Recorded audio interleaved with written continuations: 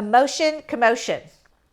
That is the title of a piece that a first grade teacher at the school where I'm working wrote as a newsletter for her first grade parents.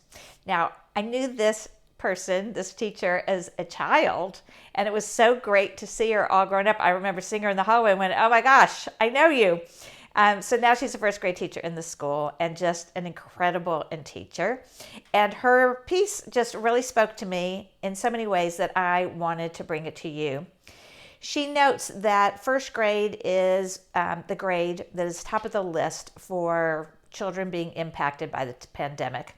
And her bottom line is that the kids are very, very dysregulated. So she created this list of everything that she's seeing in the classroom.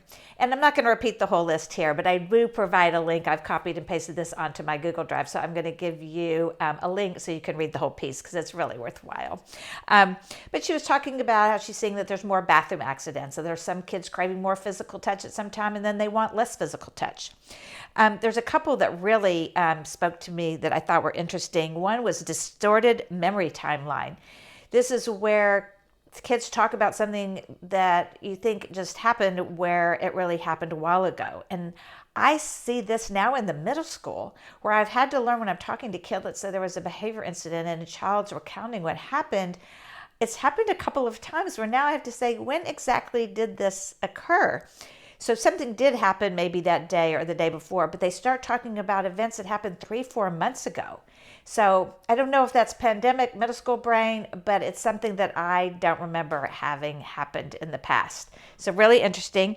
The other one is difficulty with sequential thinking, asking about the schedule of the day, where the schedule's almost always the same and it's written on the board and the child still needs that reassurance.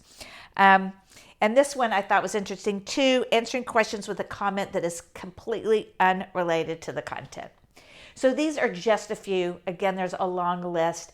And her message, and this is a message I think I have shared repeatedly in my videos, is the most important thing is a very, very calm parent.